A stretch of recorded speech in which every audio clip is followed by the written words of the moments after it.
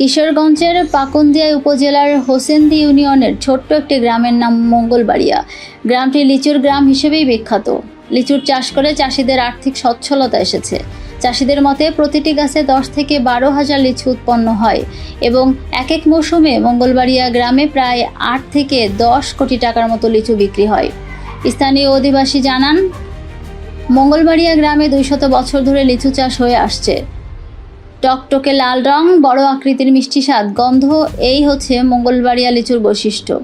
এ সমস্ত গুণের কারণেই মঙ্গলবাড়িয়া লিচু দেশে সুনাম কুড়িয়ে বিদেশেও রপ্তানি হচ্ছে। বাড়িঘরের আঙিনা এবং রাস্তার দুপাশে অবস্থিত গাছগুলো ছেয়ে আছে লাল বর্ণের লিচুতে। চারিদিকে রাঙা লালের সমারোহ মুগ্ধ করছে মানুষকে। দেশে মঙ্গলবাড়িয়া লিচুর চাহিদার কথা উল্লেখ করে মঙ্গলবাড়িয়া লিচু ক্রয়ের জন্য আগত একজন ব্যবসায়ী মানিক বলেন, ব্যবসায়ীরা এখান থেকে লিচু কিনে ঢাকা, সিলেট, চট্টগ্রাম সহ সারা দেশে বিক্রি করে। এখানকার লিচুর সারা দেশেই চাহিদা রয়েছে। লিচু বিক্রি করে আর্থিকভাবে স্বাবলম্বী হওয়ার কথা উল্লেখ করে মঙ্গলবাড়িয়া গ্রামের বিশিষ্ট লিচুর চাষি মোখলেসুর রহমান জানান, তার বাগানে 30 থেকে 36টি লিচু গাছ রয়েছে। তার নিজের গাছের লিচু বিক্রি করে সে স্বাবলম্বী হয়েছে। তাকে দেখে অনেকে উদ্বুদ্ধ হয়ে লিচু চাষ করে আর্থিকভাবে তারাও স্বাবলম্বী হচ্ছে।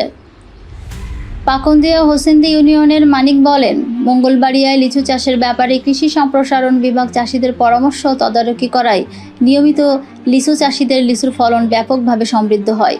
পাকুন্দিয়ার প্রায় সবকটি ইউনিয়নে রয়েছে হাজার হাজার লিচু গাছ।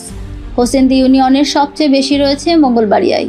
প্রয়োজনীয় সরকারি ও বেসরকারি সহায়তা প্রদান করা হলে একদিকে যেমন উৎপাদিত লিচুর চাষ সম্প্রসারণ করা সম্ভব, সেই সাথে বিপণনের সুষ্ঠু ব্যবস্থা গ্রহণ করলে পাল্টে যেতে পারে স্থানীয় অর্থনীতির চিত্র।